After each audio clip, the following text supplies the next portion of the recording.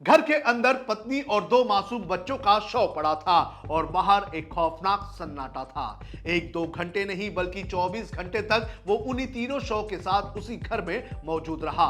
भारतीय नौसेना में कार्यरत पूरनमल मेहरा पर अब अपने ही परिवार की हत्या करने का शक गहराता जा रहा है। मुंबई पुलिस की जांच में जो बातें सामने आ रही है वो इस पूरे मामले को और भी ज्यादा खौफनाक बना रही है। पुलिस को शक है कि यह महज गुस्से में उठाया गया कोई कदम नहीं था बल्कि बेहद शांत दिमाग से अंजाम दी गई वारदात हो सकती है।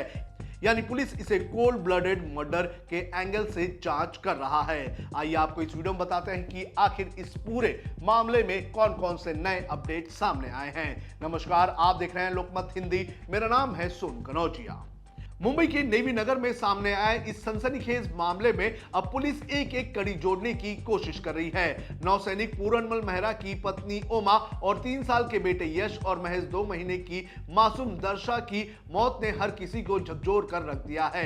शुरुआत में मामला परिवार की हत्या और उसके बाद पूरनमल की आत्महत्या का लग रहा था, लेकिन अब जांच जैसे जैसे आगे बढ़ रही है पुलिस के सामने कई सारे सवाल खड़े होते दिखाई दे रहे हैं, जिसकी तलाश लगातार की जा रही है। पुलिस के प्राथमिक अनुमान के मुताबिक पत्नी ओमा और दोनों बच्चों की मौत 13 अगस्त को ही हुई हो सकती है। इसके बाद पूरनमल ने तुरंत कोई कदम नहीं उठाया बल्कि करीब 24 घंटे तक वो उसी घर में मौजूद रहा था, जिससे सबसे बड़ा सवाल यही है कि आखिर उस 24 घंटों के दौरान उस घर के अंदर क्या होता रहा। पुलिस को शक है कि पत्नी और बच्चों की हत्या के बाद पूरनमल ने घर के अंदर मौजूद संभावित सबूतों को मिटाने की कोशिश की। बताया जा रहा है कि उसने घर को धोया, कचरे का डिब्बा साफ किया और घर के सभी सामान को उसी तरह से रखा जैसे रखा जाता था। इसके अलावा मोबाइल फोन से भी महत्वपूर्ण डेटा डिलीट किए जाने की भी बात सामने आ रही है। यानी जांच एजेंसियों को शक है कि हत्या के बाद भी पूरनमल का दिमाग पूरी तरह से सक्रिय था और वो कथित तौर पर सबूत मिटाने की कोशिश भी कर रहा था। पत्नी और बच्चों की मौत कैसे हुई? इस मामले में फोरेंसिक जांच अब बेहद अहम हो चुकी है। शुरुआती जांच में पत्नी और बच्चों को कथित तौर पर जहर दिए जाने और उसके बाद तकिए से मुंह दबाकर दम घोटने की आशंका जताई जा रही थी। हालांकि मौत की असली वजह क्या थी ये पोस्टमार्टम और फोरेंसिक रिपोर्ट आने के बाद ही पूरी तरह से साफ हो सकती है। पुलिस को यह भी शक है कि तीनों की मौत के बाद उनके शव को एक साथ बेड पर रखा गया। इसके बाद पूरनमल ने कथित तौर पर अपनी जिंदगी खत्म कर ली। अगर जांच में ये तमाम बातें सही साबित होती है तो ये मामला अचानक गुस्से में हुई हत्या से कई ज्यादा गंभीर हो सकता है। यही वजह से पुलिस इसे कोल्ड ब्लडेड मर्डर के एंगल से भी देख रही है। पिता को भेजा गया था आखिरी मैसेज। इस पूरे मामले में पूरनमल का अपने पिता को भेजा गया मैसेज भी बेहद अहम माना जा रहा है। 14 अगस्त की रात करीब 11 बजे पूरनमल ने अपने पिता को फोन पर एक मैसेज भेजा था और इसमें लिखा था कि आके हमारी डेड बॉडी लेकर जाना। लेकिन पुलिस के प्राथमिक अनुमान के मुताबिक उस समय तक पत्नी और दोनों बच्चों की मौत को करीब 24 घंटे हो चुके हो सकते हैं। 15 अगस्त की सुबह करीब 6 बजे पूरनमल की मां ने उसका मैसेज देखा। परिवार ने संपर्क करने की कोशिश की, लेकिन जब कोई जवाब नहीं मिला तो चिंता बढ़ गई। आखिरकार 15 अगस्त की रात करीब 11 बजे मामला सामने आया और पुलिस घर तक पहुंची। जब पुलिस घर के अंदर पहुंची तो बेड पर पत्नी और दोनों बच्चों के शव मिले। पुलिस के मुताबिक उनके शव में सड़न शुरू हो चुकी थी, जबकि पूरनमल के शव की स्थिति अलग लग रही थी। इसी आधार पर पुलिस को मौतों के समय में करीब 24 घंटे का अंतर होने का शक है। हालांकि ये अंतर कितना था और तीनों की मौत वास्तव में किस समय हुई, इसका अंतिम जवाब पोस्टमार्टम और फोरेंसिक रिपोर्ट से ही मिलेगा। हत्या के बाद शव बेड पर क्यों रखा गया?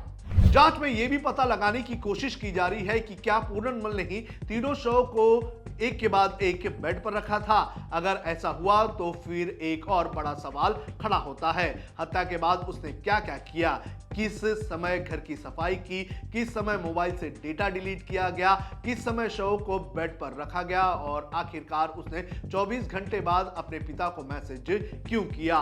पुलिस अब इसी पूरे टाइमलाइन को जोड़ने में जुटी हुई है। अब सवाल ये उठता है कि आखिर पूरनमल ने ऐसा क्यों किया। पूरे मामले में सबसे बड़ा सवाल अब यही है, आखिरकार पूरनमल ने अपनी पत्नी और 2 मासूम बच्चों की जान क्यों ली? क्या इसके पीछे कोई पारिवारिक विवाद था या कोई आर्थिक या निजी परेशानी थी? क्या पति पत्नी के बीच किसी बात को लेकर तनाव चल रहा था या फिर इसके पीछे कोई और वजह थी जिसकी जानकारी अभी तक सामने नहीं आई है? जांच एजेंसियां हर एंगल से मामले की पड़ताल कर रही है और ये जानकारी भी सामने आ रही है कि पूरनमल अपनी पत्नी को अकेले नीचे जाने की अनुमति भी नहीं देता था। परिवार के बयान भी होंगे अहम। इस पूरे मामले में परिवार के सदस्यों के बयान भी काफी महत्वपूर्ण माने जा रहे हैं। पुलिस अब तक पूरनमल के भाई का बयान दर्ज कर चुकी है, वहीं ओमा के मायके वालों के बयान भी दर्ज किए जाएंगे, क्योंकि अगर इस वारदात के पीछे कोई पारिवारिक या निजी वजह थी तो उसके बारे में सबसे महत्वपूर्ण जानकारी परिवार के सदस्यों को ही मिल सकती है। फिलहाल पुलिस पोस्टमार्टम और फोरेंसिक रिपोर्ट का इंतजार कर रही है। मौत की असली वजह और मौत का सही समय सामने आने के बाद जांच को एक नई दिशा मिल सकती है और इसी के आधार पर आगे की कानूनी कार्रवाई भी आगे बढ़ सकती है। लेकिन इस पूरे मामले में सबसे परेशान करने वाली बात यही है कि एक घर में 3 मासूम जिंदगियां खत्म हो गई और करीब 24 घंटे तक किसी को इसकी भनक नहीं लगी। अब पुलिस के सामने चुनौती सिर्फ ये पता लगाने की नहीं है कि मौत कैसे हुई, बल्कि ये भी पता लगाने की है कि उन 24 घंटों के भीतर इस घर के अंदर क्या क्या हुआ था, क्योंकि इस सवाल का जवाब ही पूरनमल मेहरा केस की सबसे बड़ी गुत्थी को सुलझा सकता है।